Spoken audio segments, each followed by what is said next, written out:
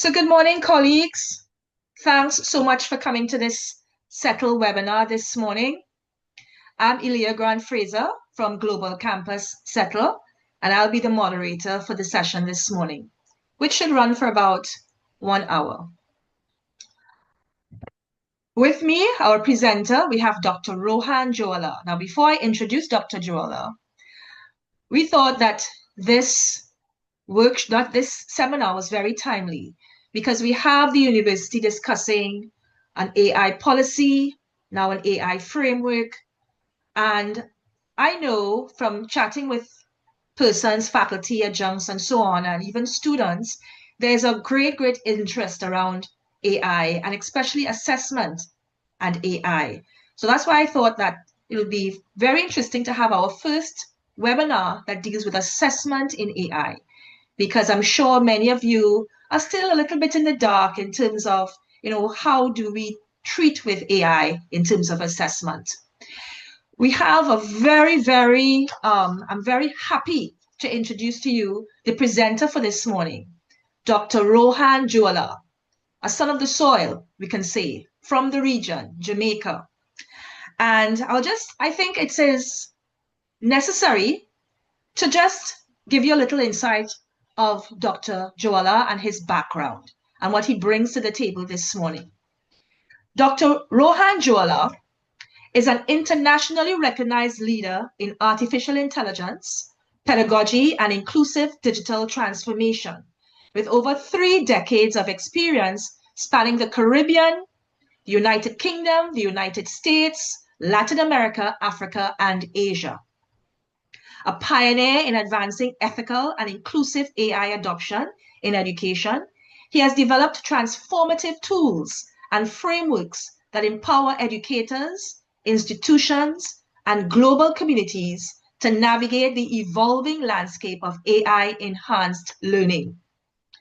Dr. Johalla is the founder of Curriculum Edge, a suite of 46+ AI applications designed to strengthen inclusive curriculum design, assessment, innovation, and teacher productivity. He also leads HFILE, which stands for Human-Centered Futuristic for Inclusive Learning Ecosystems. This is a global knowledge hub dedicating to developing AI literacy, ethical use, and policy-aligned digital transformation strategies. Very interesting. His international influence includes featured roles at the UNESCO Inclusion Forum, the UNESCO G20 Summit, the Hollings Center, and major educational institutions throughout the Caribbean, the USA, and Europe. In 2025, Dr. Johalla received the USDLA Gold Award for Outstanding Leadership in Online Learning, demonstrating his long-term commitment to accessible, high-quality education. As a senior instructional designer at the University of Central Florida in the USA, he has shaped AI policy and assessment practices through his work on the UCF AI Task Force and the AACNU Institute on AI Pedagogy and Curriculum, where he serves as a faculty mentor supporting universities across the United States. A prolific content creator as well, Dr. Johalla has produced over 425 educational and AI-focused videos across global topics such as digital literacy, Jamaican history, assessment design, and emerging technology. His YouTube channel has reached an audience of over 18,000 subscribers and more than 8 million impressions. Finally, through publications, global presentations, and cross-continental collaborations, Dr. Johalla continues to advance a future where AI strengthens equity, assessment, integrity, human-centered design, and inclusive education. So I think having heard a bit about Dr. Johalla, we have a very capable person here that will be presenting to us this morning. And I'm sure many of you might be anxious to link up with Dr. Jola after this session.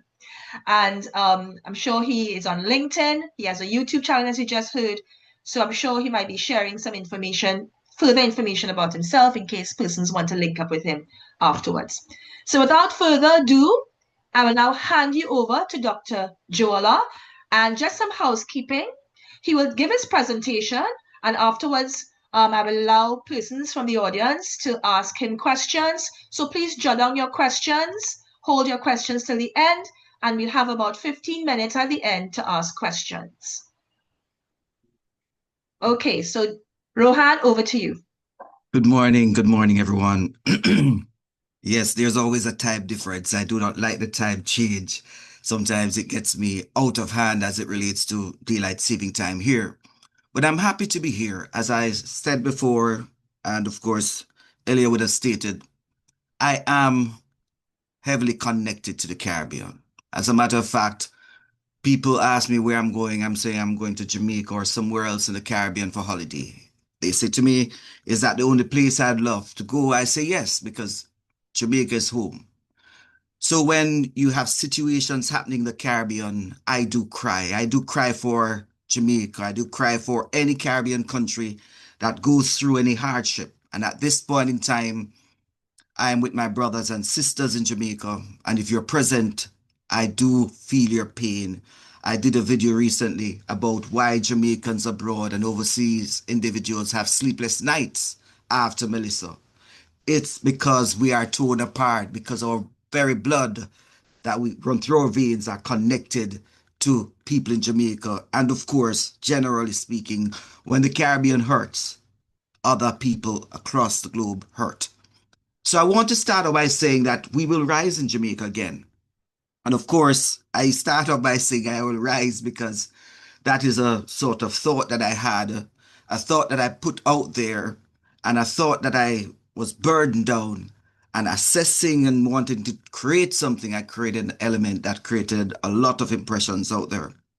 But I want to say, as we look on the topic of artificial intelligence, I want to say that I bring the point about Jamaica because last 4 weeks ago, to be exact, we had a situation. We had a situation there where Jamaica was expecting a hurricane, a monster, and many people were warned about the situation. Others said to themselves, I'm not worried. But I want to say that AI was very involved in those decision making. As a matter of fact, one meteorologist insisted that he wanted to leave Jamaica immediately after seeing one of these reports that, of course, was structured using AI. He saw the fear and he took away himself from Jamaica and the Caribbean because he had seen what was there.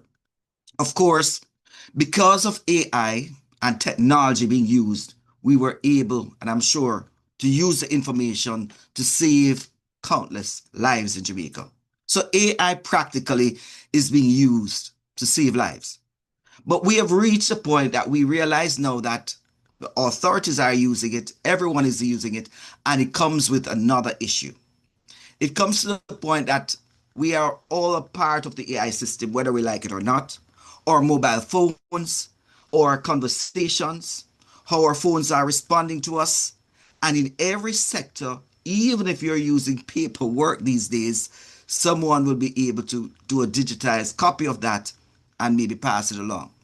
So I want to frame this conversation as AI is not going away. It is going to be here with us.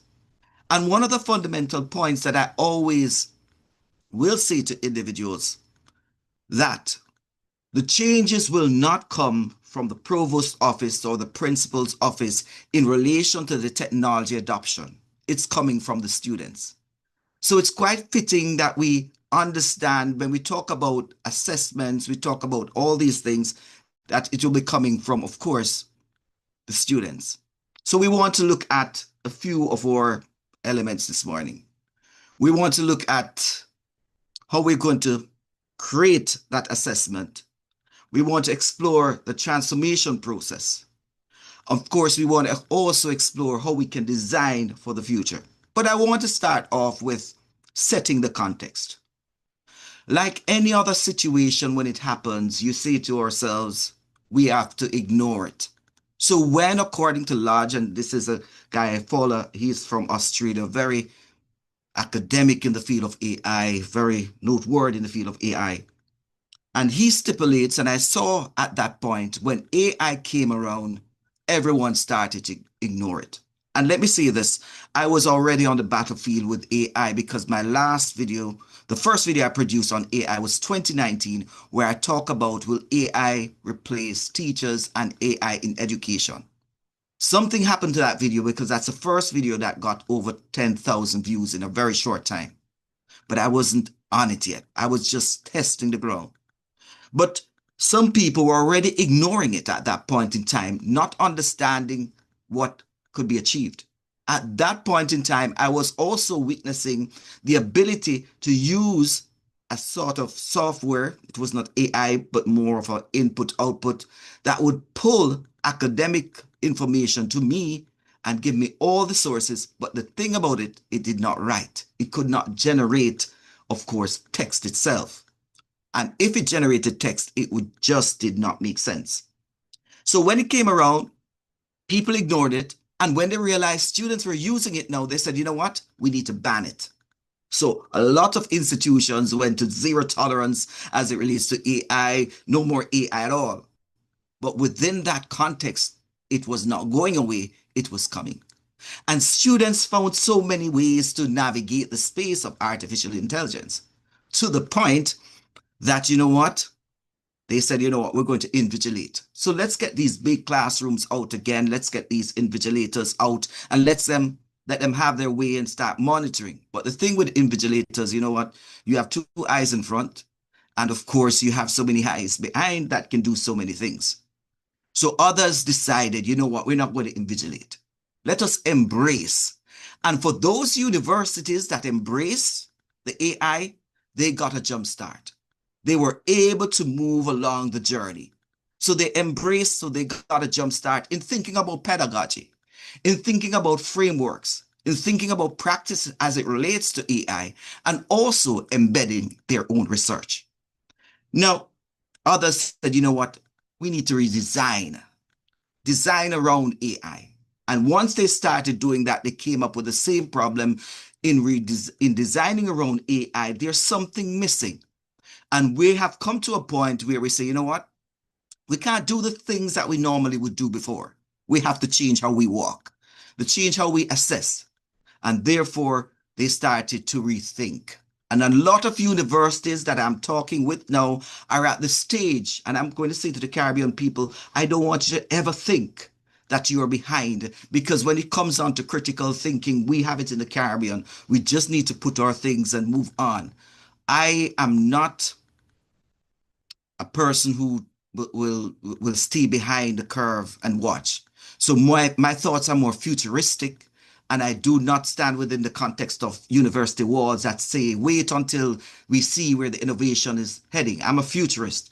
I can project what is happening ever since. Might not be able to afford it, but I'm telling you that if you're seeing the trend, why not move? So we're at that stage where we're thinking. So as we're thinking, I realize that universities are still trapped in the stage of, you know what, let's do the same assessment. For years, we have individuals who have said, you know what, the best way to assess is a quiz, an essay, or that, because it's easier. Planning authentic assessments might be very difficult at times. So, for example, an individual who is able to talk and articulate his points might not get the opportunity to do as well because there's an assessment that does not give him those skills to display. Rather, they ask for him to write an essay. So, for example, a couple of years ago, I had a talk with the faculty, and the faculty stated that a student had done so well in their class, and at this point, they're wondering why the student did not do so well in the writing part, but she was always participating. She called the student in and asked the student to explain exactly what was happening. The student told her a problem. And of course, when she articulated her response to assignment orally, she was given a passing grade. No, it tells us that we have to move away from our traditional scope of assessment.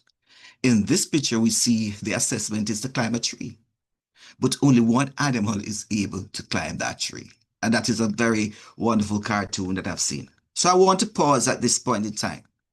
And I want to ask Elliot if she could pull up that poll question for us to just go through and get some feedback in real time to see where we are in the context of artificial intelligence at this point. Elliot, if you're able to pull up that question rather. Okay, good.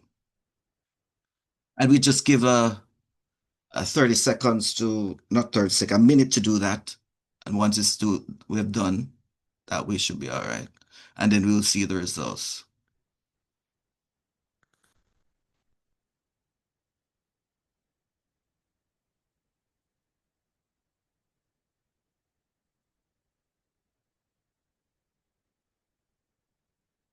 So we have we have some experts here. Good, wonderful. So I hope to hear from you too. And we're at different level. Okay, very good.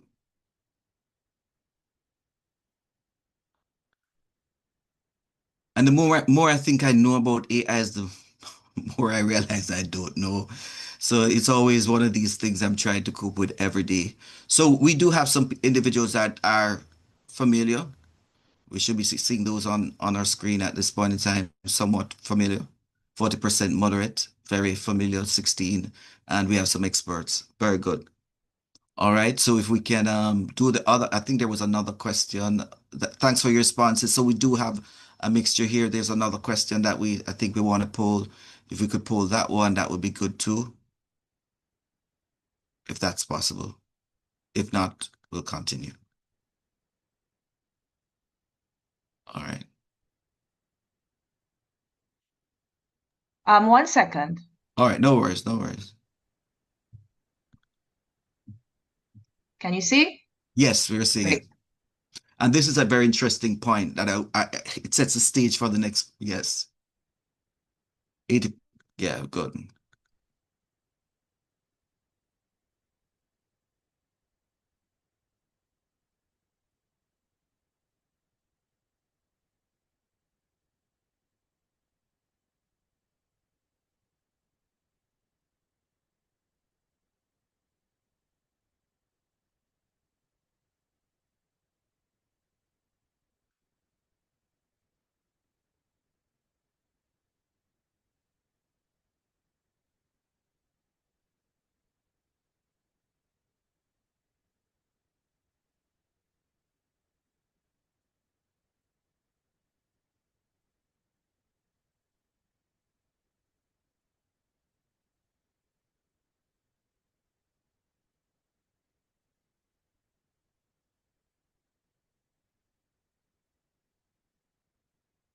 And I think we're exactly at that point where we're talking about academic integrity. And I think that's a very good point.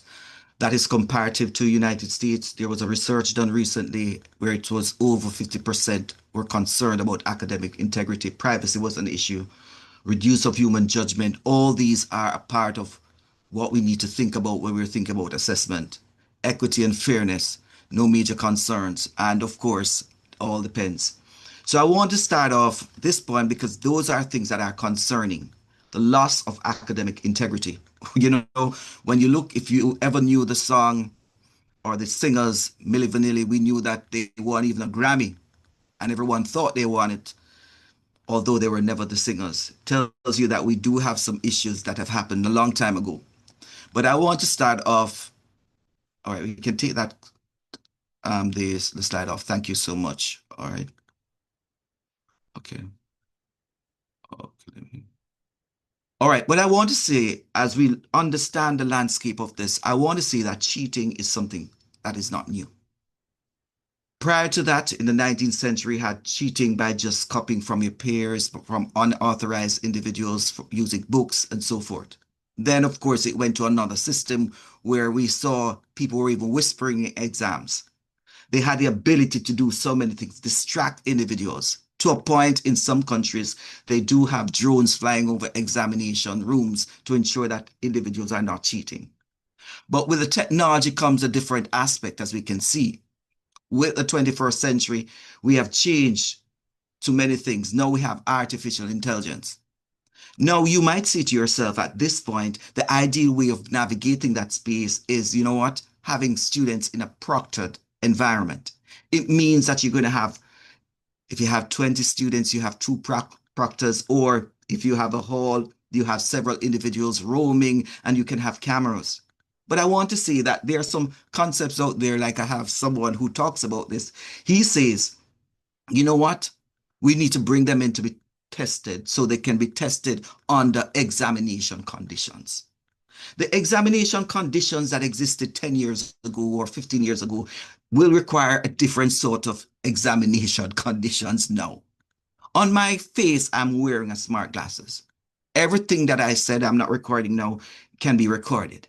If I wanted an answer, of course, I could talk and ask Meta, Ray-Ban, first generation to give me the answer. It would. So right here, there are two.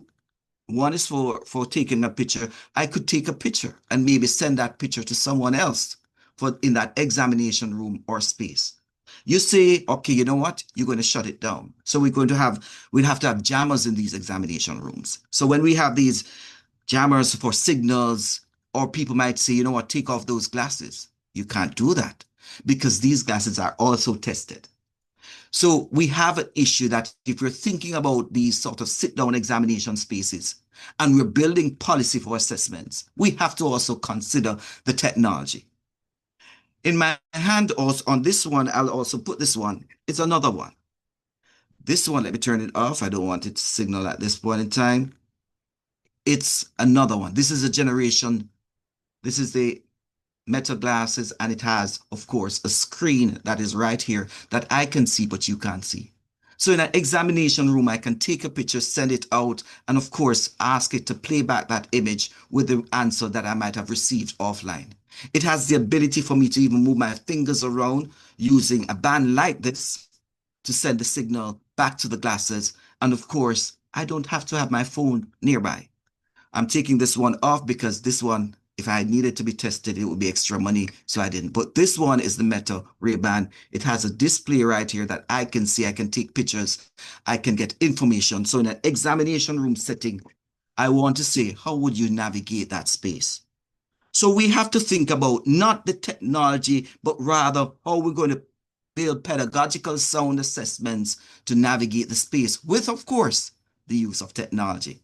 So I wanted to outline those issues because I think those are important. So we have to think about transforming assessments for online learning in the era of AI. And I focus on online learning because this is Global Campus. Notwithstanding some of the elements, or if not all, will apply to, of course, face-to-face. But some individuals, you might want to say, no AI. You might want to say, you know what, let's structure ideas. So you ask students to generate ideas using AI, or they can use AI to edit the work for Grammarly. No, I caution people who are quick to say that AI, that the text is being generated by AI, because you might be in a dangerous game. In the sense, the first time I saw Grammarly using it as an AI detector, what I did was to use a piece of work that I had. No, it was the other way. I was testing a piece of work to see how it would trigger, if it would trigger as an AI produced work. So what I did was to use Grammarly to edit that paragraph. And it was my own work from a book chapter that I was writing. I eventually used Grammarly. It fixed it in such a way, and that was roughly 2 years ago. And then I submitted it to the plagiarism detector or AI detector that they had. And it came back and said it was AI generated. And I was very cautious regarding making claims about that because once you're editing, Grammarly has an AI sort of solution there, but these are your ideas. So we have to be very careful. What I tell students to do now when you're doing something, I say by starting a Google Doc, show me the areas that you're thinking about and we work accordingly. So we might understand the need to have that balance where we use AI within a human frame, or some people might say full artificial intelligence. It all depends on what you're doing. But I'm going to bring a point too that we have to be very cautious in going to the extreme, because the extreme means that the 40+% who indicated they have concerns about academic integrity will be, of course, very concerning for them. In addition to that, who will be learning at that point in time? So there's a tension between augmented, of course, and not using the brain. And when you look at it with AI, if we consistently say, you know what, we have tools, because there are cognitive consequences for AI in education. And I say this to say that if we're turning over everything to the AI to do, then what happens to the student? The student will say, you know what, I can do anything. And as a result, what happens to that brain? There's research indicating now that individuals who are consistently using AI to develop work, to do everything, are not empowering themselves. And when they are tested on the same content, they cannot perform. So we have a problem. I have seen so many individuals coming in to a space for a meeting, and this might apply to people around, I'm not saying this, and rather than having an engaging conversation, the first thing, and these are educators too, so we have to watch our practice or practices. They start by using AI, and whatever you see, it's plugged in and then they add their version, but that's not critically thinking. But we have to look at another segment too. We have to look at where we are in relation to that. But there's a paradox. We want to ensure that, of course, AI improves performance. Studies have shown that using AI, of course, allows students to be able to do certain things, but there must be a cognitive struggle. There must be something that students are doing. When students fall in the trap of not doing these tasks that requires their mental power, they develop laziness. They don't want to engage anymore. And of course, when that happens, students are trapped. They think they can go out and have certain things done and AI will do it. So what do you get in the morning? You get something that's produced by AI. You get something that has no reflection of your content. And if the content is reflected, it is done poorly. Because AI is not, the more you use AI, you realize that, listen, it cannot do the human part, setting the context, setting the nuances of what that assignment requires. So the real issue is not about technology, it's about pedagogy. How are we going to structure assignments in ensuring that what happens? That the assignment engages them cognitively to think, to process, to plan, to demonstrate, and of course to collaborate, and of course to be producers. Now, I talk about the metacognition gap and the equity gap. If you have some students with the ability to think critically, to understand what AI can do and cannot do, and can do that assignment using AI, they're going to be in a better position. And this is where the problem of equity will come in. Because some students, you will see those advanced individuals with the critical thinking skills, and those who do not. So educators, we have to develop the approach where we're going to have to teach them how to use AI responsibly. But a better approach is AI for teachers, not only for students. So we have to think about AI for our benefit if you're lecturing an administrator, rather than just thinking it from a student level perspective. We have to really think about our own. So when we offload the task, according to, of course, Jason, when we offload the task, what we're doing is we're going through extremes. We're using AI, or the student is using AI to do all the work. And as a result, there's a problem. There's no real understanding of what has been taught. There's no critical reflection. So therefore, we are at the part where it's not only about academic integrity, but it affects every level of professionalism that we have. As a matter of fact, when we look at evidence-based, and I go back to the evidence-based part, I'm sure when they're offloading these issues to the apps or the GPTs to be done, and they're not engaged, we have a serious problem if they are from certain, especially if they're from certain professions. And I'm not going to be calling any professions, no, but while we can talk sometimes and teach Sometimes the guidance can be detrimental for individuals who are going to be in places that people's lives will depend on them. So we have to shift from, of course, the artifact to the process. And I pause here because I think it's important for us to really think about it. Now, for example, if someone said to you, or you're going to build a house, and you said, you know what, I want the best builder. I want someone who will be able to build the house. And you, of course, go around, and you get these individuals that you want to be possible contractors. And they say to you, you know what, I can build a house. And you say to them, what? Show me what you can build. And all of them, they come up with the most beautiful mansions, and they've said, this is what I have built. So you have the artifact. But the bottom line is, you have no understanding if they were truly involved in the building process. So that is why it's important. Think about the process rather and how we achieve the artifact if it's necessary. And that's the shift we need to have in education now. We need to move away from just thinking about, you know what, an essay writing or a set of quizzes towards a process of producing things that will lead to a specific artifact. I've seen, for the record, I've seen so many individuals that have been shown pictures of their homes in the Caribbean country, only to come back and to be pointing the spot where the house should have been, because the builder did not demonstrate the context of where he was building, did not show himself in a landmark to give the owner the ability to realize it was his or her building. So when it was done, money was paid out and nothing was done. It was an artifact was produced based on a picture, but not the process of the building of the house. So within everything, we have to allow students to go through these cognitive struggles. They have to understand, go through what they need to go through as it relates to that, and they need to be a part of the judgment of what they're producing. They need to also be scaffolded to understand what it is to go through struggles. Because sometimes they'll say, I use AI, but what process did you go through? How did you make your judgment when you use AI to do this or the assignments?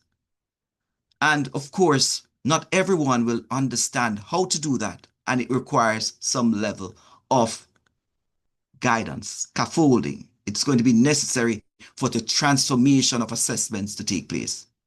So if I say to a student, you can use AI to do the assignment, that has a big issue for me or the student, because the student will not know the university's policy, your expectation, and how can I use it within this assignment? How much should I use it? And that is going to require the revision, of course, of your rubrics that you will use in the institution. Now,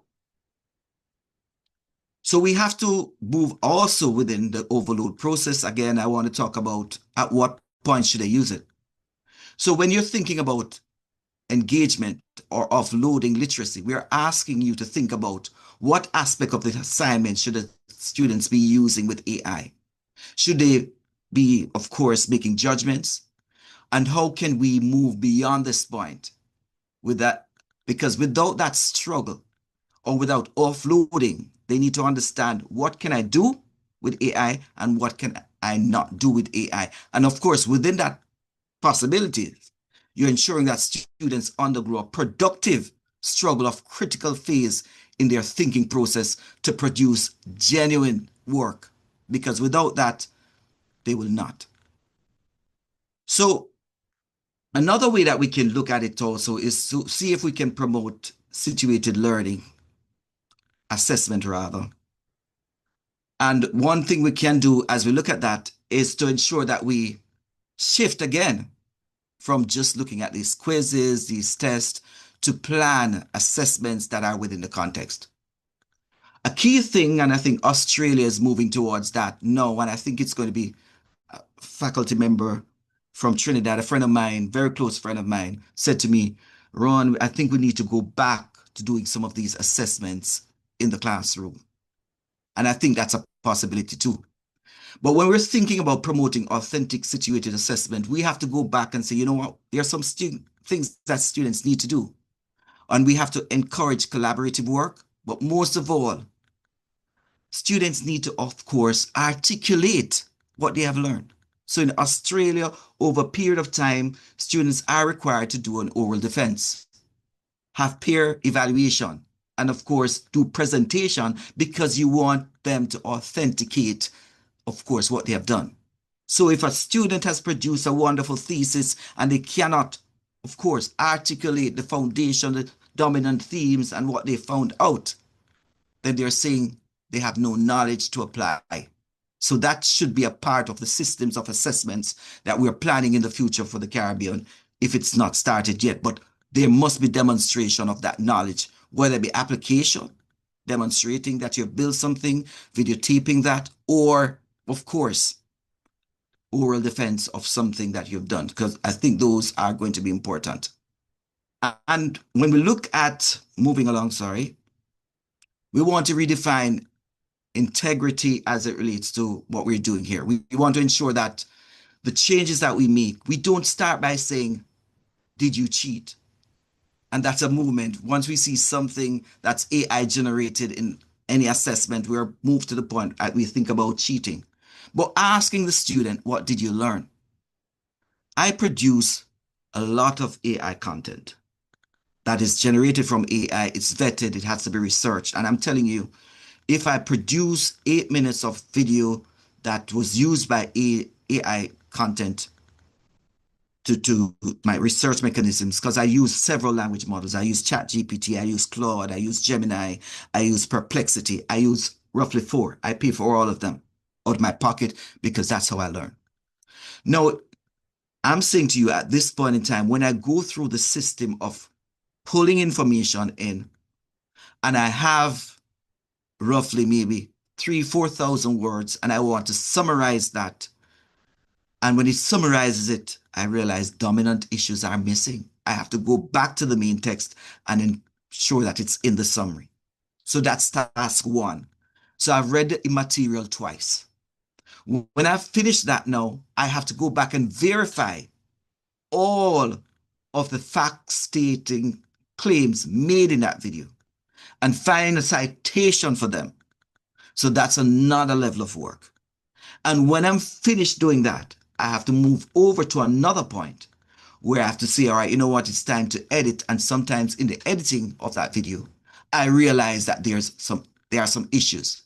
So we have to allow students to, of course, practice the process of integrity as they go through and document and use the tools. And as they use the tools, they're transparent in it.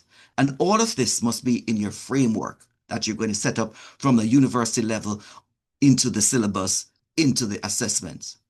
And of course, they have to document. So I can tell you the process I've gone through. And by that time, an 8-minute video would have taken me roughly 4 or 5 hours, which I can say after that, I can even sing or talk the whole content by myself and apply it. So sometimes someone asks me a question, I would say, I have a video on that. And I'll remember what was said. So what I'm saying is AI is not just an easy way. According to one person the other day, he said using AI takes more work than ordinary, so we have to be mindful of that.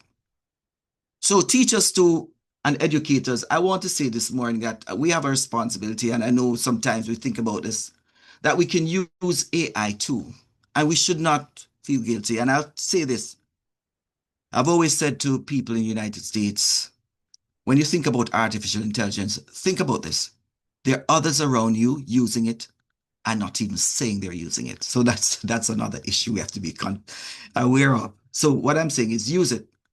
And we can use it to help us to, of course, do those assessments, but you must read over the feedback and give your human touch. We talked about human touch when the question was asked, because it requires us to have fairness, empathy, and we must be content sensitive. AI cannot do that. There are a lot of things generating with AI now, and if you look at it, you realize it lacks the context. It lacks humanity. It lacks everything. It's so generic. So once you find that student who is able to bridge that gap and you can say, well, I know this is AI, but I see some contextual alignment with the critical thought you're having in your classroom and on those chat boards and so forth, you can say, you know what, something is happening. But teachers can use it and augment their assessment, but never forget they want to know that you are a part of that stuff too. And sometimes this is for conversation.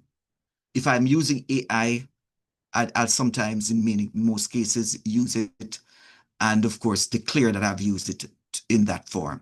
So I think that is going to be important for us to acknowledge too. Now, I talked earlier about the metacognition gap because some students will have the ability to move forward because they're using it to do the critical work. They're not offloading. In order for educators to move forward, we have to ensure that, of course, the students we're working with are aligned, and we have to scaffold that. That's just a pointer to remember. But I want to think about us thinking about this process thinking about the process of what needs to be done. And for example, you could have a history lesson, and the history lesson is going to be one that talks about authenticity in the age of AI, of course, and this is an example I'm using for history lesson. So you have your objectives. Of course, the objectives will outline what you want, and then you move towards, you give them some critical sources that they must use for your work. They should not use it for any other work. They must use it for your work. And they will have to tell exactly how AI was used and in what fashion to summarize. Then they move towards reflection and awareness of how AI has informed the work and how their thought has informed the work too. So it's a process they're going through of consistently thinking about the assignment.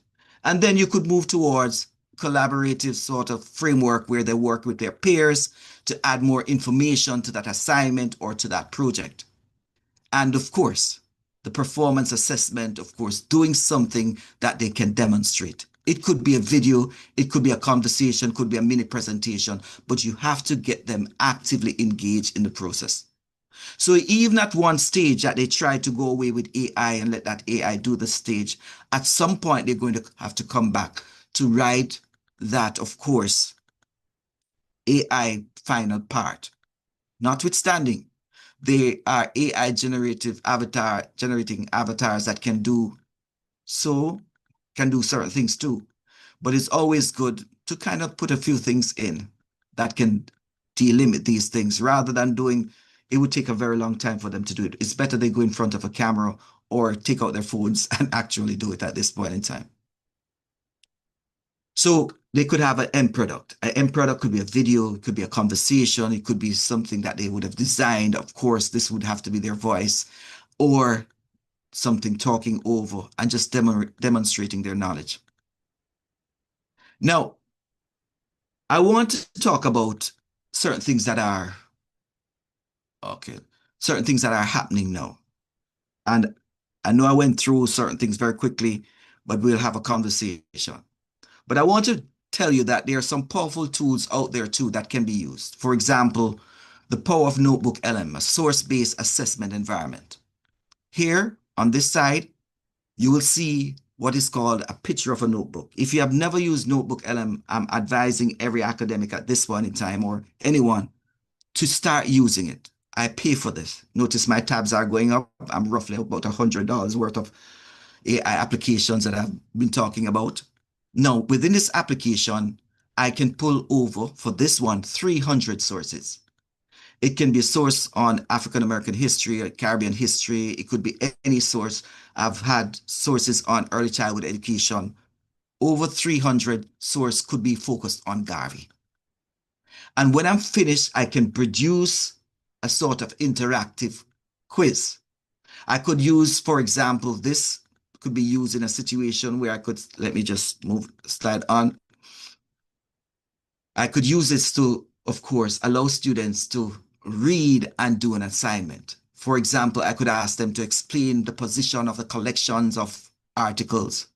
They could upload additional documents if possible, but it will allow them to have study guides. And of course, I could test them and ask them to look at the course material I put in there and see what it says about a topic and then summarize it and then do a presentation.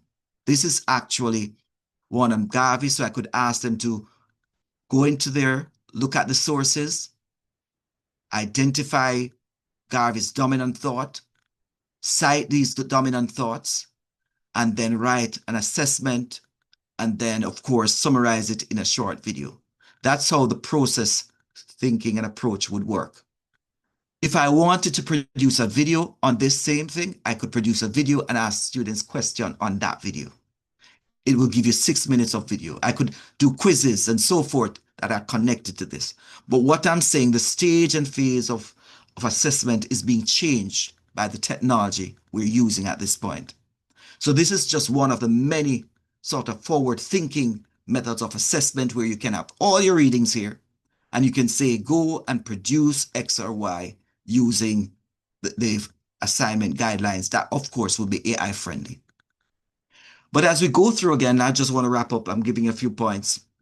We need to think about project-based work, adaptive scenario for assessments, and that is going to be coming on where students are going through a course or a stage and the AI system will just give them something that is worth working on based on their personalized pathway. You can also employ portfolios for them to document what they've done, peer review for other peer individuals to look at what they've done and do an evaluation.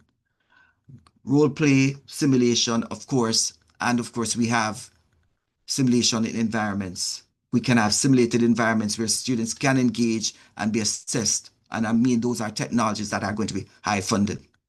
Or we could go to an enhanced AI plagiarism detector, which I say to myself, that's a last element.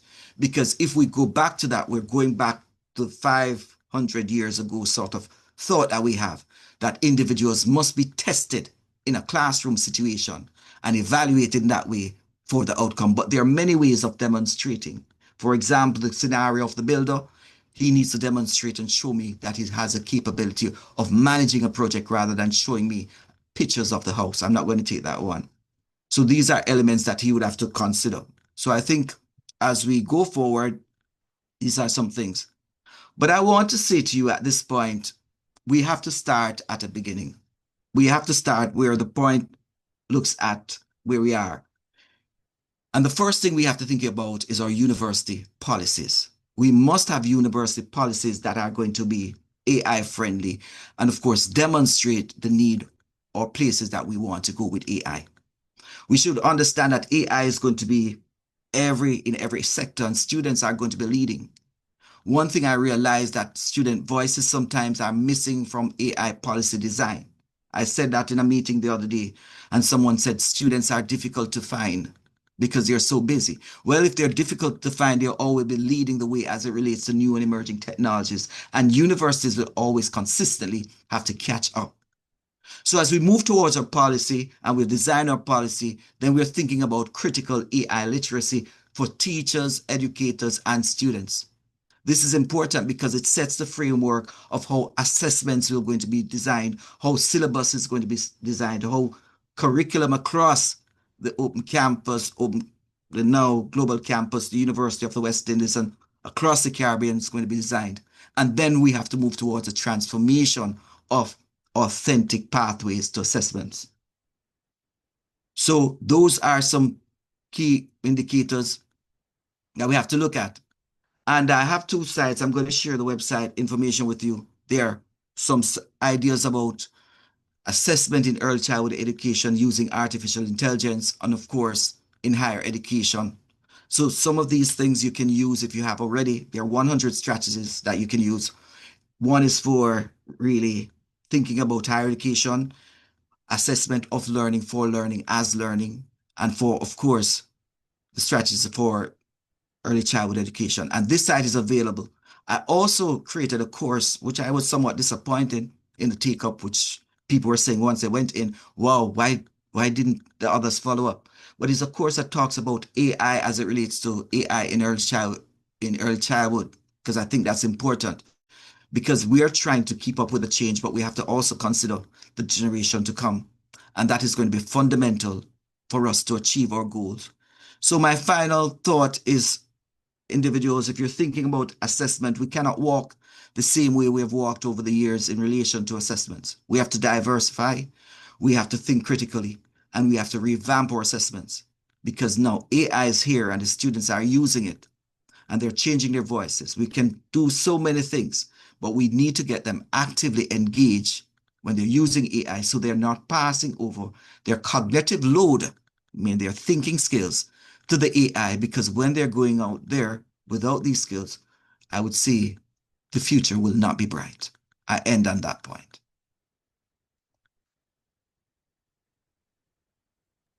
Thank you so much, Dr. Joala. Can we give a little virtual clap to Dr. Joala for his presentation this morning?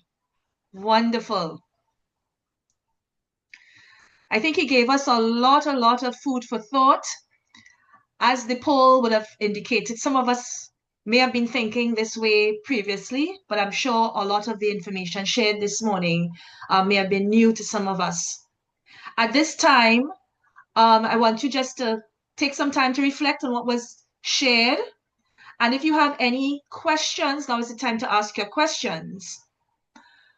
Any questions for Dr. Jola? Oh, we have one from Andra Salandi. Go ahead, Andra. See some of the comments. Andra, not hearing you. Sorry, earlier. My hand was going to take down my hand and touch question. Sorry, raise hand. Sorry. Yeah. No question. Sorry. No question. Okay. Any questions from the floor? Kamla. Go ahead, Kamla. Yes, good morning, everyone. Thank you, Dr. Joala, for this very excellent presentation. I think my question that I have is as it relates to, so obviously we have the, in terms of, you spoke about, trying to move away from the detection software. You say that's going back, but in terms of that's what we currently have. So if we have this detection software and it indicates, okay, I've given an essay and it indicates that, 50% of the students are getting 100% AI writing score. How much scope or trust do we put in that detection score to indicate that, yes, the students are overusing the AI? And what do you think about penalties for students who would be overusing the AI based on the information that score would have provided to guide us? All right, I like the issue of score, because I think one of the things when we think about a score, we're thinking about a threshold for using AI.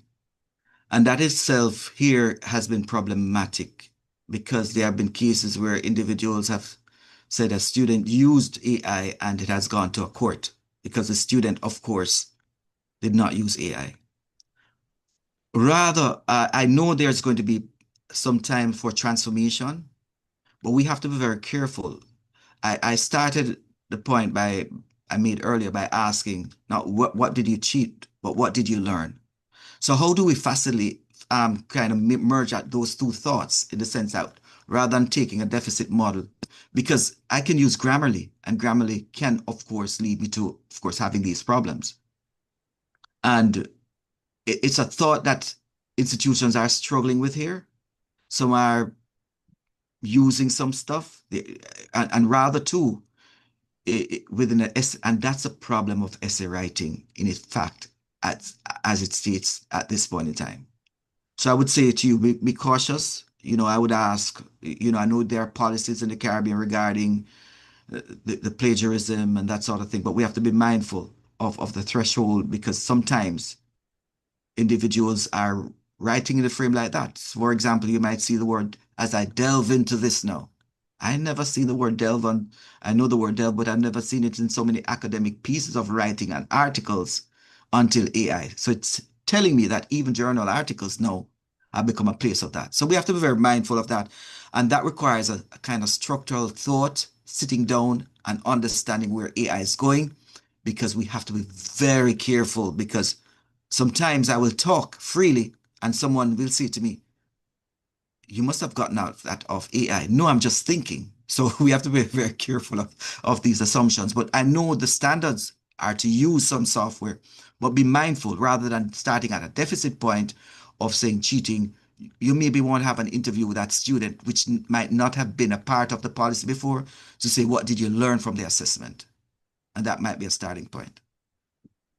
And Rohan, before we take the next question, I guess based on that past question, that's why you were stressing the importance of authentic assessments as well, not so? Because Yes, the yes. more we move towards a scenario-based and projects and portfolios and that kind of thing, Spot on. it would minimize students simply just regurgitating what they may have grabbed from an AI application or whatever.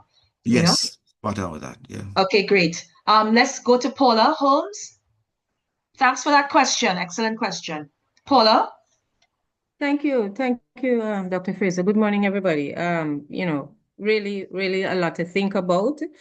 Where my head is right now, I like the point that was made about shifting from the artifact to the process. My concern, however, has more to do with university policy in terms of students' attendance at class and how they show up to demonstrate that they have learned. Because these three continuous assessments that we have, I really don't think that they're cutting it. So how with what currently obtains are we going to move to a place where we can have students demonstrating what they have actually learned, this process-based approach, when students don't even have to show up to do anything? That's a good question, and I know Elia will touch on that at some point. But I want to say, and that is why with process thinking and process work, you have three major assignments, but you still have to document part of what is going on throughout the duration of that assessment. It's not like, you know what, at the end of this assessment, there it is. Of course, for example, if you brainstorm using AI for some points, you have to document that and say to your tutor at this point, Miss, I hope there are now large class sizes. This is what I did. Is it okay? What addition do I need to have? And that process, so the assignment itself has to be broken down into several elements to show that process of process work. And if the person jumps from the first section to one without showing the process, then of course that's problematic. Your rubrics have to be designed to allow this to, and of course, at any point in time, that assessment should also allow for a sort of audit. So the possibility of being asked to answer a question or do an oral conversation or something regarding that artifact. It could be a recording, whatever it is, but you have to plan in such a way that allows the learner to demonstrate what they've learned. And that is where we are. Ellie, I think it's more of a policy issue regarding the design of the assessment, but that is a thought that I have because I think it's necessary. Yes, at the Global Campus, we encourage that sort of a assessment design, Rohan, that you're talking about. We use a lot of continuous assessment, and we encourage our facilitators to break up the assessments, just as you're talking. But again, in terms of how do students demonstrate that process, that is critical. And I want to encourage our facilitators to do more of that, where, as you say, they can have peer assessments or they can videotape what process they would have gone through in actually coming to a particular artifact and so on. So again, it comes back to thinking about your assessments and how do you design your assessments. Even if students don't show up to class, I heard Paula when she said people don't show up and that kind of thing. I'm not too sure what campus Paula comes from. But even if they don't show up, how you design your assessments to bring in so that you can actually see the thought processes of the students, that will be very helpful in terms of what you were asking, Paula. I hope that sort of clarifies it a bit. But we really have to think more about our assessment design and bring in some of the elements that Rohan is talking about, right? Let's go to Ronnie.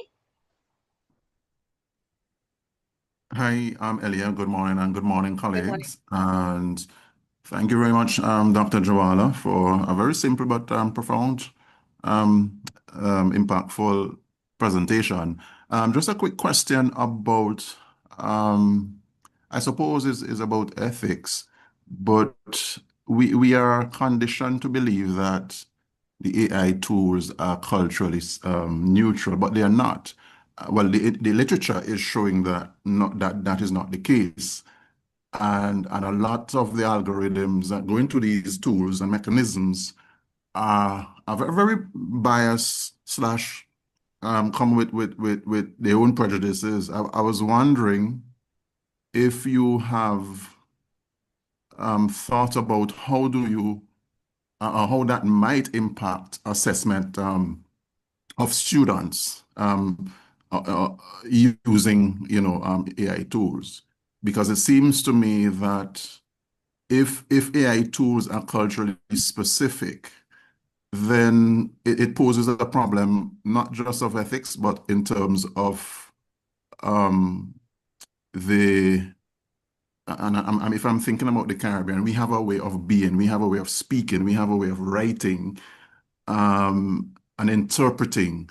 And therefore, if a tool that is being assessed is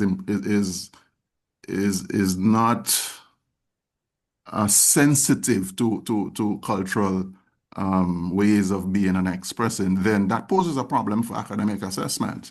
I just wanted to hear your thought on that, because I've been reading lately, and that seemed to be a global concern, at least for universities and colleges at the moment.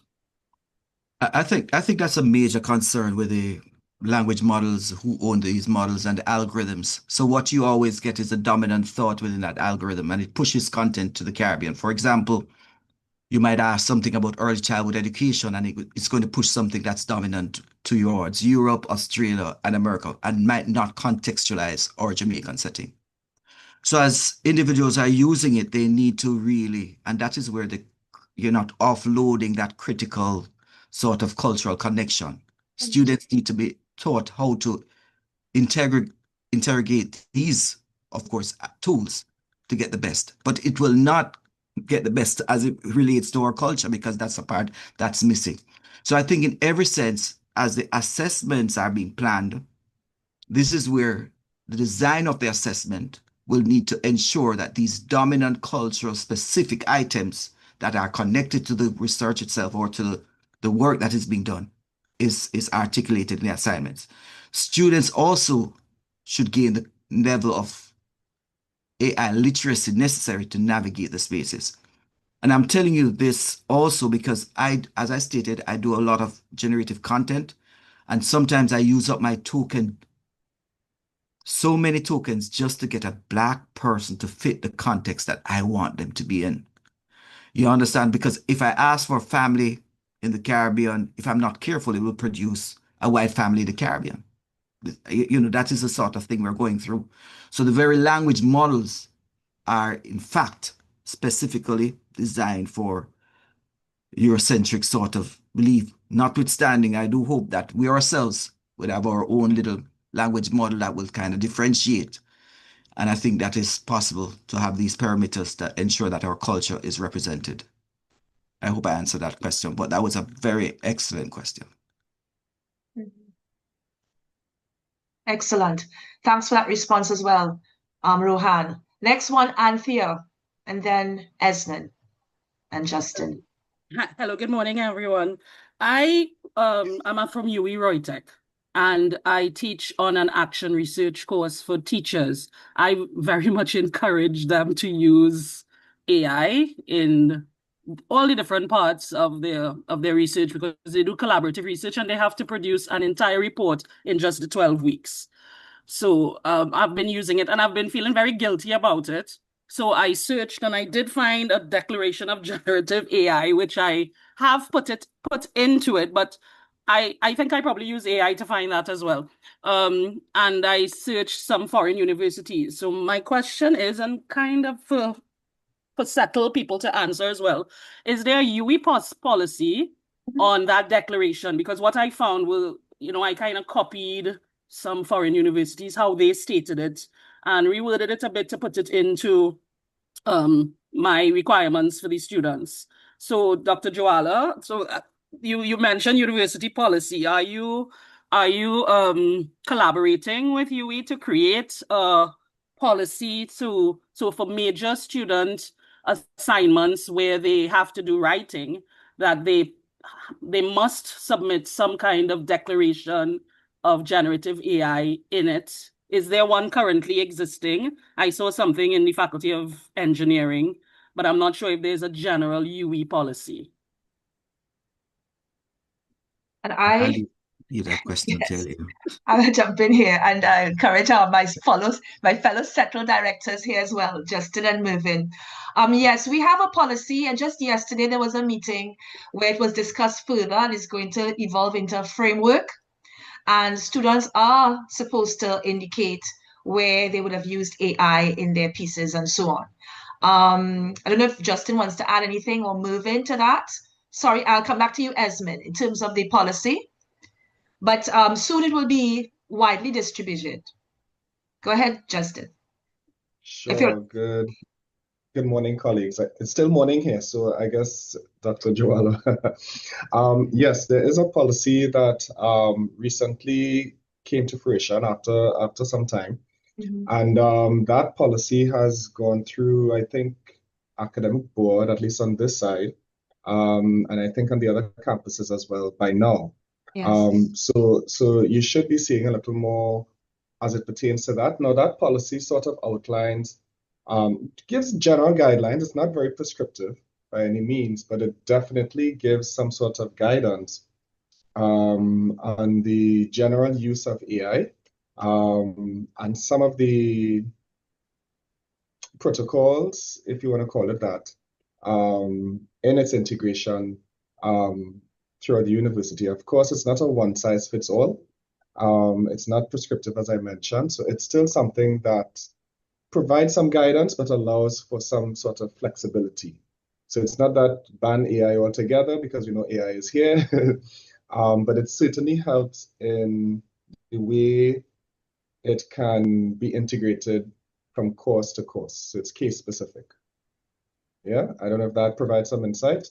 But yes, definitely there's now a policy on AI integration, and then you can also marry that or compound that with what the university had prior to that, or its predecessor, on academic integrity, because there's also that. So it shouldn't, I would try not to divorce the two of them, but the university also has some policies or guidelines regarding academic integrity as well. So if we combine the two, it would definitely help to give some sort of guidance on the way forward. Lovely. Thanks for that, Justin. Who would have asked that question? Thanks for the question. Yeah, I don't know if I should ask my question now or not, because it was related to policy as well. Okay, go ahead. As you see, And then I'll go to Esmond. Go ahead, Justin. All right, no problem at all. Dr. Joala, very insightful and timely presentation. And I like the suggestions as well. It's something that I also do when we consult with different faculty, individual faculty members. But quick question on the idea on the topic of an AI policy. What are some of the tenets or salient points that, in your opinion, would form an exemplary AI policy, or an exemplary policy on AI use or integration within an academic environment? It doesn't have to be necessarily cross-campus. Of course, if it's cross-campus, because the UWI is a multi-campus institution. But what are some of these salient pillars, if you want to call it that, or tenets, that should comprise a policy on AI integration in an academic environment? That's a big consultation question. But I'm going to give you an overview. I have consulted with quite a few, even, but I'm going to give you some ideas. I'm just going to be calling out some terms. First of all, the policy must be designed from a humanistic perspective. It should ensure that individuals, both students and, of course, faculty members, are reflected. AI is not going to be used to displace individuals, but used to enhance the process of teaching and learning.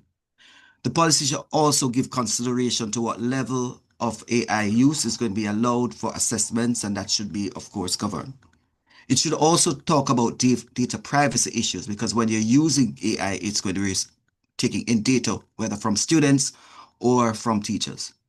There must be some safeguarding as it relates to who or what tools you'll have on your platform to safeguard yourselves. And of course, if you're signing any agreement with any other organization that's giving you tools, you should really go through to vet these tools for privacy and privacy concerns. I think when you look at it, a policy should also talk about faculty development and training deployment and how it's going to be renewed and how you're going to envision the future of new and emerging technologies too. In addition to that, I would say fundamental to that policy is going to be, of course, who is going to be safeguarding and updating that policy, because AI continues to evolve. So therefore, you don't want a policy that is strangling the organization and not creative, but one that is flexible to navigate the space. So all areas, and not just academic areas, but other supportive individuals, of course, because it's going to be one university. So you have to think about AI throughout the university and how it enhances. But I think those are some elements at this point. When you're thinking about a policy, it must consider those elements. And of course, it should be done in a way that is humanistic. Thank you so much. Very much appreciated. And I ask that because of the recent policy we have here.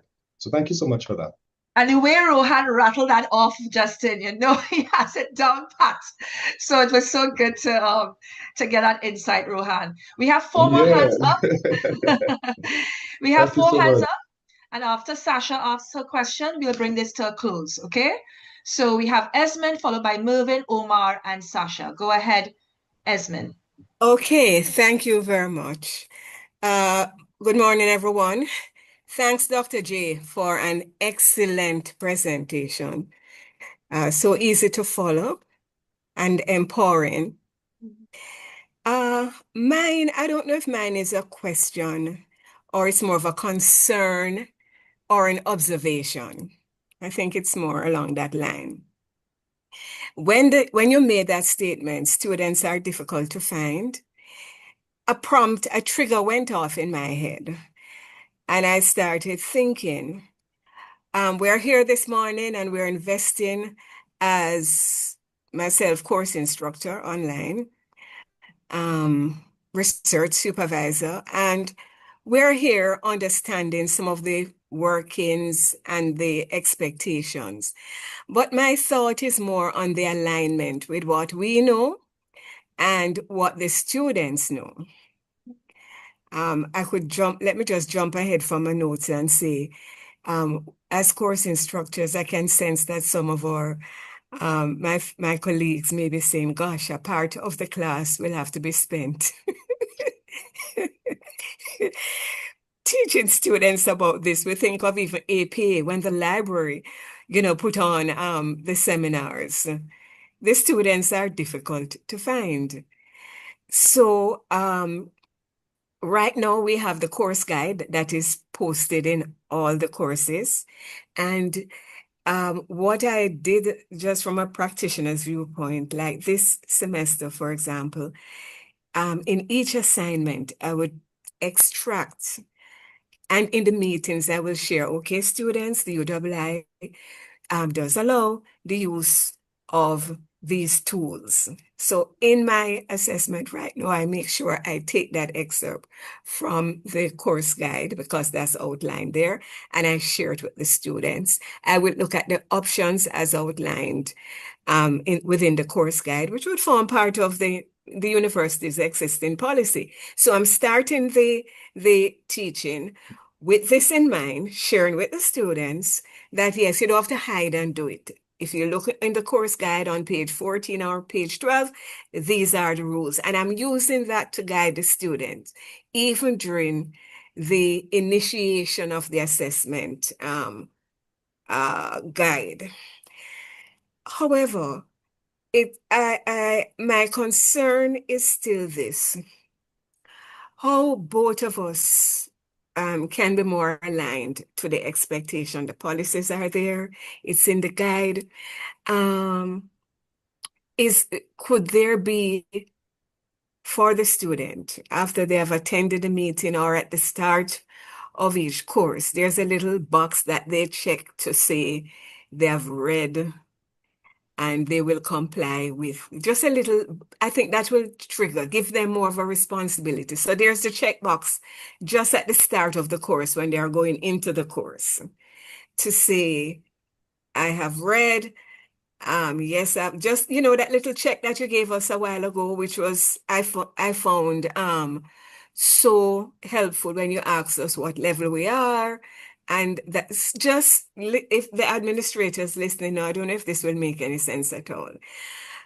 Because we can't get sometimes the students, the difficulty to find them to attend meetings put on by the various group and the librarians and all of that.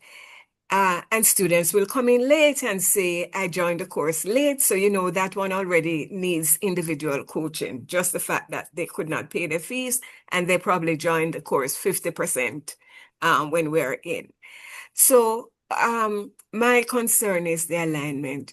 How can we get more of an active trigger within the students' brain as to their responsibility and the understanding of what's expected of them? The course guide is there, but what automation could we bring in place to trigger that for each course? And I think the more, if this is done for each course, it may stimulate more of a responsibility in getting them more involved in the process. I don't know if I'm connecting. It's from a practitioner's viewpoint, Hamlet. Yeah, that's a wonderful question. And I want to respond by saying, when you think about this, students will go through, how many of us really read the fine prints and then click, or we just click and then hope the fine prints are okay, or fine print. And I'm going to say at this point in time, what I realize that training is moving.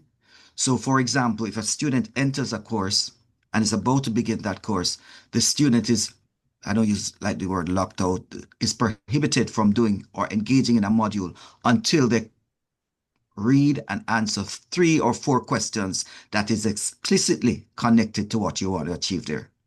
So therefore, that is automation. And once that is done, the module is open. But I think we have to allow them, because I do some trainings like that at my university that I have to sit down and do.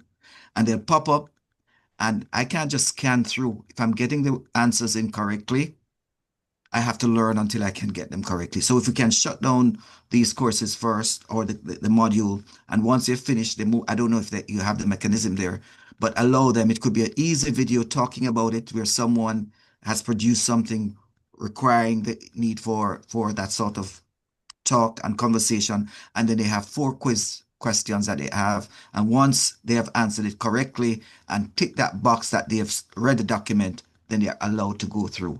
And that's how you have to capture them, because if you allow them to go through at the end, they can say, I didn't read it, I didn't see it. So because I came in late, I had to just rush through the first module. That's my thought. But you have to kind of do a kind of conditioning. So when they go to another course, they realize not the same quiz, so they have to go through it again. And if it is updated, then you'd have that update. That's a thought I have on that one. Hope that was helpful. Yes. Very good question, Esmin, and those are good recommendations, Rohan, about the automation before they enter a course. And Esmin, we plan to also do some literacy training for students next semester.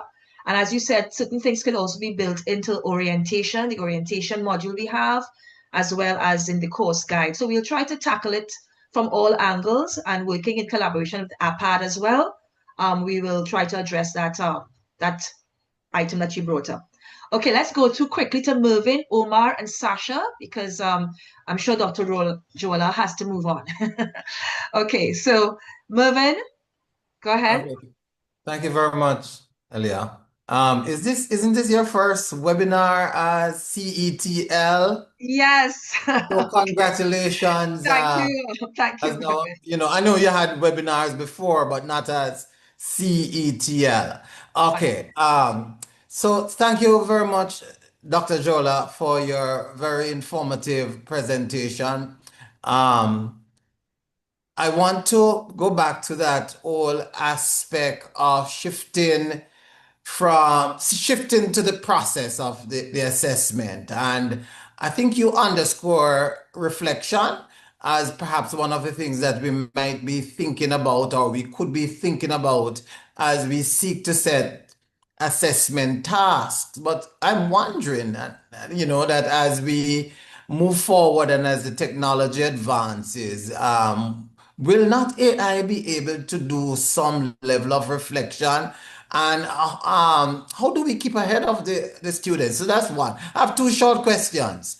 And two, AI is able to assist students a lot with the cognitive domain of learning. So if we set assessment tasks from the cognitive domain of learning, and give them an opportunity to engage with AI in responding and acknowledging that they have used AI and so on, could we now be thinking more of the affective domain? I've read quite a bit on that, that AI can't respond to questions that require empathy, for instance.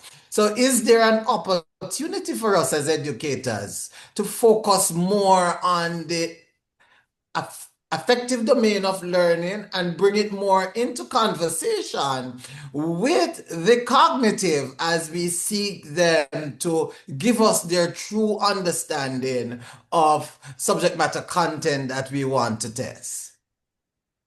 I think you're spot on right with the advancement of AI, and I want to say that AI can pretend to be empathetic. So that's what we have a problem to. As you can see, two cases that caused two individuals in the United States to commit suicide because it was pretending to be empathetic.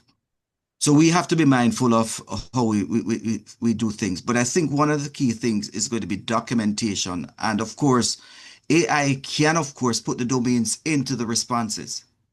But like I said with the builder, we have to show that demonstration of knowledge, either by conversation. And as you were thinking, I thought about this. What about an assessment that you know that is highly possible that students would use AI, but they're going to do some collaborative work and you want to demonstrate that? So you say to them, when they start, you're going to have a meeting because you're doing collaboration, whether you're using WhatsApp, you're going to record the first 15 minutes of how authentic that authentic conversation came about and what you did with that conversation and how you proceed to use it with AI. So I think when you think about these things, you have to apply that. But when it comes on to AI mimicking human behavior, that's the most dangerous part of AI. And that's why we have to be very careful. So I would say at this point, when I hear people saying Claude is my good friend or my best friend, I'm saying to myself, we don't go there. But I do understand the need for empathy. It will pretend, but how do we get those sort of items that we know? You know what, when we talk about human connection, I said, you know what, my heart cries for Jamaica because of what they're going through. I'm sure AI will not say cry, but maybe use the word weep. But Jamaican context, we say cry or bawl. So all these things are understood. But I think you have a very valid point. But a key point coming from that question is we have to keep evolving because AI is getting better to the point that we cannot now distinguish a voice from another voice that's AI generated or a video that's AI generated from one that is not. We have to really question the elements. So I think at some point we always have to be innovative regarding thinking about assessment, domains, and how we're going to test to ensure authenticity. And I'm thinking that physical connection or demonstration is going to be a key component. Excellent. Thanks for that response, Rohan, and for the question moving. Let's move on to Omar and then Sasha, and then we close. Be very quick. I really want to thank you for the presentation, especially the part where you highlighted the advancements of the Omar, glasses. you're not very clear. Omar, I'm not hearing you clearly. Can you hear me better now? Much better. Go ahead. All right. Sorry, I wanted to be quick in terms of highlighting the thank Dr. Johan for the highlighting the glasses and the fact that the glasses are actual technology that are in place right now. We may even have some instances of it being used in our space. I also want to acknowledge the fact that we are pretty much on the same page where we're seeing faculty using the technology to develop assessments, and we're also seeing students developing the technology, using the technology to answer the questions. Now, what the question I really want to ask you is in terms of what you are seeing from your point of view. Now, when it comes to vendors, you have vendors developing AI models and frameworks which are making the quality of generative content not only indistinguishable from what we're producing, but it's reshaping the norms of what we accept. And then you have other, on the other side of the spectrum, persons or companies claiming to be able to detect AI. So with that race in place, what are you seeing and what advice would you give in terms of, again, universities looking to sign on or maybe even consider companies that are saying they can detect AI? All right. So what if I've sat on several boards and committees now? As a matter of fact, every other week I'm looking at a different tool, whether it be plagiarism, AI detector, or it be another tool. Some can say that they can produce content, but the reality is, when you look at them on a face level, what they're saying they can do is not working out. So I want to say, individuals, you have to not be driven or moved by sales individuals, but go back to the tenets of pedagogy and tool alignment. So you have to think about a balance between pedagogy and technology, because you're selling certain things that are not pedagogical sound. I've seen where individuals have said that we can create the content for you, but when you get that content, you have to go through an editing process. You have to address the issue of accessibility. The content is not good enough. It's not designed within the context. So the Caribbean individual, going back to the question first asked, that if we're using these individuals outside of our Caribbean, are they contextualizing our curriculum the way we want to? So these are even additional thoughts that we would not have in the United States. So you have to think about many claiming to have gone to various institutions.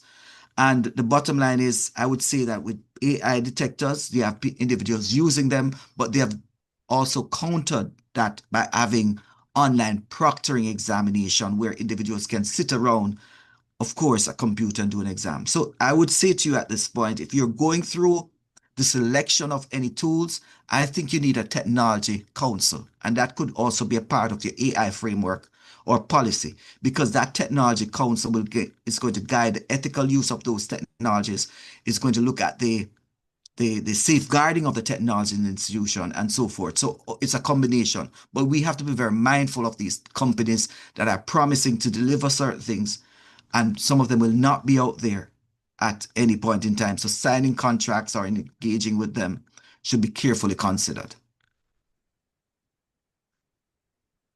Okay, thank you for that, Rohan. Sasha, last question. Sasha. Hi, good morning, everyone.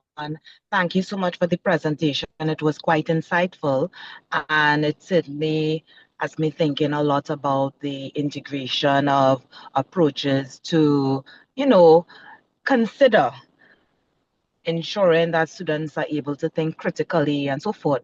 I guess my question, in light of your statement that we have to be very careful of accusing students of using AI, because at this current time, I am a bit of a quandary in terms of looking at AI use through Turnitin software. And I had some students who used it, and I asked them to resubmit. And some of them resubmitted. They have different levels of AI use according to the Turnitin software. But my concern would be that there are some students in which it marked that it was 100% use, and what they simply used was another AI tool to paraphrase what was written by AI. And of course, there are students who have, different percentages in terms of AI use. And in light of what you said in terms of being careful and the legal consequences of, accusing students based upon reports that were written based on the software use or so forth, what are we to do? What is the threshold?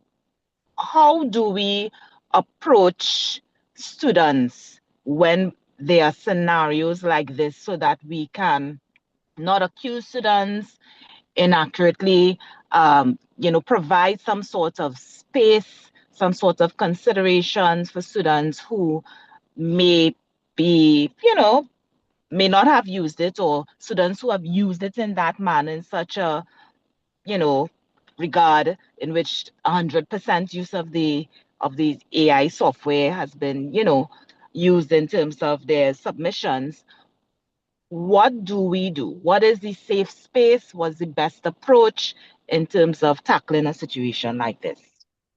Yeah, that is a big question. But I want to start off by saying at this point in time, it's going to go back to your policy. How are you accepting AI in that university or in the University of West Indies? And what sort of approach that you'll have? I know things have changed. So all these plagiarism sort of thought that we have now to put AI in that context. In relation to saying student has AI work or not, it all depends again on how the student approach that, because I could submit work and I could have used AI and have 0% AI detection, because there's also software out there that can ensure that that assignment will not be detected by an AI because it uses a different algorithm than what was used to detect that. So what I'm saying is there are some companies out there doing that. So we have to be very careful, which brings back to the central point about authentic assessment. We're still having the problems with essay writings. So we have to think about very diversifying. Essay is going to be a part of it because we have to do that. But how do we verify that the work has been done, rather than starting off with, was this a misconduct as it relates to academic misconduct, or asking the student from this assignment, what are the dominant things you learn from it? I think we have a deeper conversation that we need to have, and it requires some level of institutional and top-down, and of course, bottom-up, because students, again, need to be a part of the conversation. Yes. Hope I answered that question. Yeah. Sasha? Good? Well, to be discussed in greater detail, I guess, at another time. Yes, this is just the tip of the iceberg, Sasha. And this session was good this morning because it opened up a lot of ideas and areas for further discussion. And as you were talking, Sasha, we can have an AI policy or a framework, but it's all about the implementation. How do we implement it? And that's where all the questions and, further discussion will come up. So I'm thinking too, as we are talking of a space maybe where we can have frequently asked questions in terms of AI implementation. And it'd be good for us to keep looking at that and finding ways in which we can address some of the concerns that our facilitators, instructors, lecturers, as well as students may have concerning this. So thank you so much, everyone, for your questions, for your active participation this morning, for coming out in your numbers all across the region, Rohan. People came from as far north as Jamaica, I'm sure, and even further afield, and as far south as Trinidad and Tobago. I would want to say a hearty thank you for Rohan. As Rohan, as you saw in the chat, a lot of persons said that it was an extremely insightful and enlightening chat or conversation we had here this morning concerning AI in assessment. And many persons, Rohan, asked about getting your contact information. So I don't know if you would like to share that, but persons want to maybe continue this dialogue and maybe connect with you behind the scenes. So if you wish, you can always put your email address in the chat.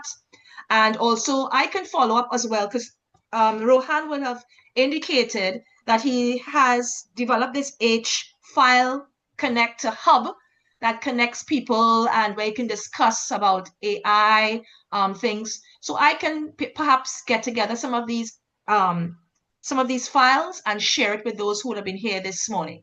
Okay, because this hfile.com website seems very, very interesting as well for us to get on board and to continue the conversation. This is not a one-off webinar. The conversation must continue, and we will see if we can have similar webinars in the new year that deal with different aspects of AI and so on. So once again, thank you, Rohan, for giving of your time and going over time for us as well, and for all those who would have participated. Have a good morning and rest of the day, everyone, and take care. We'll be in touch.